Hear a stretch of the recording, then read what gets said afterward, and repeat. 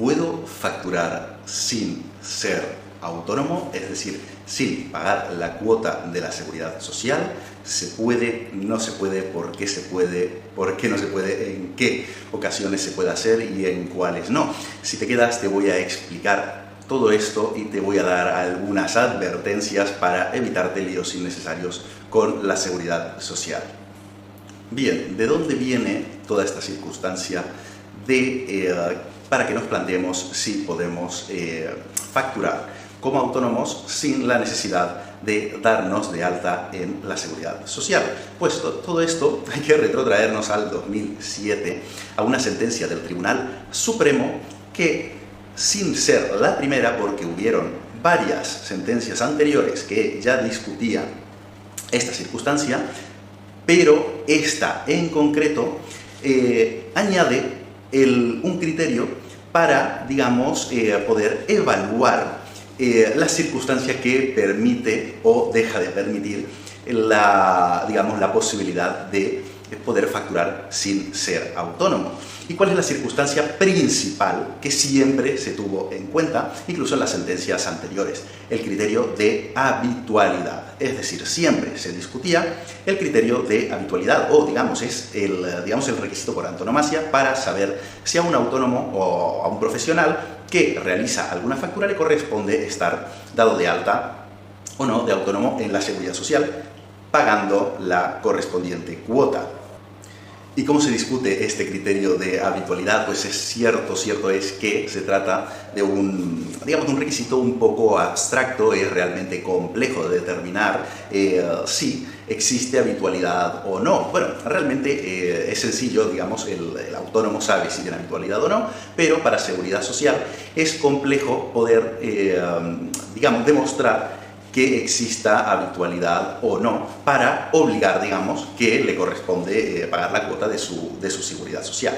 Entonces, básicamente, ¿qué es la habitualidad? Digamos, un poco el día a día, para que se me entienda, de la actividad. Por ejemplo, si, digamos, yo que soy profesional del derecho fiscal y tributario, del asesoramiento fiscal y tributario, pues ofrezco mis servicios de manera continuada y, monto toda una estructura empresarial o organizativa para prestar mis servicios, pues se ve que hay cierta habitualidad en mi actividad. Sin embargo, si yo, por ejemplo, fuera asalariado de algún despacho, pero no ejerciera ninguna actividad por cuenta propia y de repente me llaman para unas conferencias para dar una charla y me dicen, desde la organización, me dicen que lo más práctico sería que yo les emita una factura, pues ese sería un caso claro de que no existe habitualidad,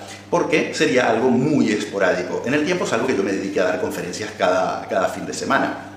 Entonces, este es un ejemplo muy claro de no habitualidad o de falta de habitualidad. Luego, otro criterio en el cual se fija mucho seguridad social es si el profesional en cuestión dispone de un local comercial, porque entiende que si existe un local comercial donde se presta la actividad que sea, ya hay un ánimo de habitualidad, con lo cual directamente desaparece todo el aspecto o la exención o la excepción de que pueda entenderse que no existe esa habitualidad. Entonces, que sepamos que si nuestra actividad la realizamos en un local comercial, ya hay una organización empresarial, digamos, para prestar nuestros servicios, y la seguridad social automáticamente entiende que hay una habitualidad, con lo cual se podría llegar a discutir la habitualidad o no, fuera de o quitando el hecho de tener un local comercial.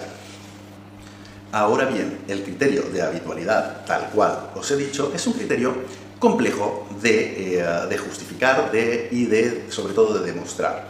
Así que la novedad, digamos, que introduce la sentencia del Tribunal Supremo del 2007 es que añade un criterio adicional, el cual no se estaba teniendo en cuenta para determinar para tener en cuenta para determinar la habitualidad o no. Y lo que dice es que si no hay local comercial, que ese es un criterio que no se discute, y los ingresos del profesional o de la profesional no llegan al salario mínimo interprofesional, pues da a entender que si no llega es porque no hay una habitualidad suficiente como para entender, válgame la redundancia, que esa actividad se presta de forma habitual. Por lo contrario, entiende que si se supera el salario mínimo interprofesional, ya existe una habitualidad constante que le permite generar el salario mínimo interprofesional, que se entiende ya como un ingreso suficiente para, digamos, llevar a cabo tu proyecto de vida.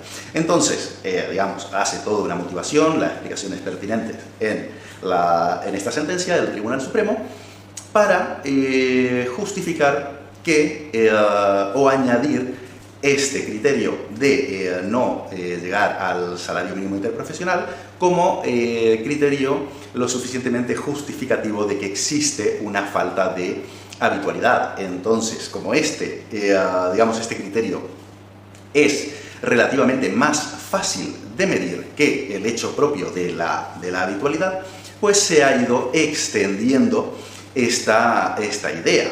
Pero debemos tener muy en cuenta que a la Seguridad Social de entrada no es un criterio que le acabe de convencer del todo. Y con cierta razón. ¿Por qué? Porque existen muchísimos autónomos que pueden tener un mal año, una mala época, no llegan al salario mínimo interprofesional, y eso no significa que no exista una habitualidad, porque solo el hecho de intentar realizar esa actividad, aunque no se materialice en ingresos, pues ya demuestra una habitualidad, y en cierto modo yo concuerdo con esa interpretación, y por este motivo no recomiendo, digamos, ir tan a las bravas con el tema del poder facturar sin ser autónomo solo con el criterio de que no se llega al salario mínimo interprofesional. De hecho, siempre recomiendo que cuando se quiera realizar alguna factura, porque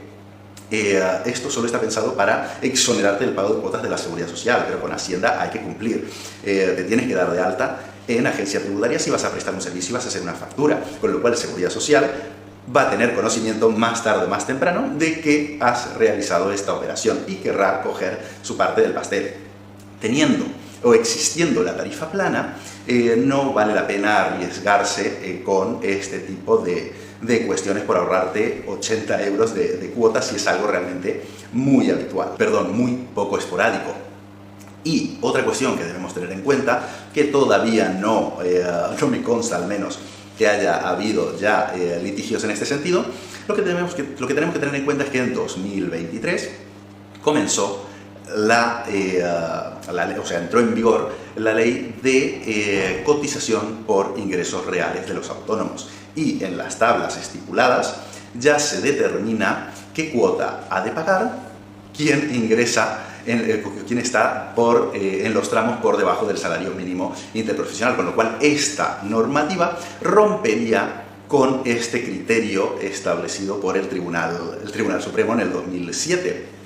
Y ya no lo tendríamos tan fácil para pelearlo en un litigio con la Seguridad Social, porque lo tendría tan sencillo como sacarnos esta normativa, que es la actual, es la que corresponde, y con esto tumbaría nuestra única posibilidad de exonerarnos de pagar la cuota de autónomos, y volveríamos a la batalla inicial de demostrar la habitualidad o no, que por otro lado este siempre ha sido el criterio discutible. Lo que pasa que es un criterio un poco más complejo tanto de demostrar como de justificar.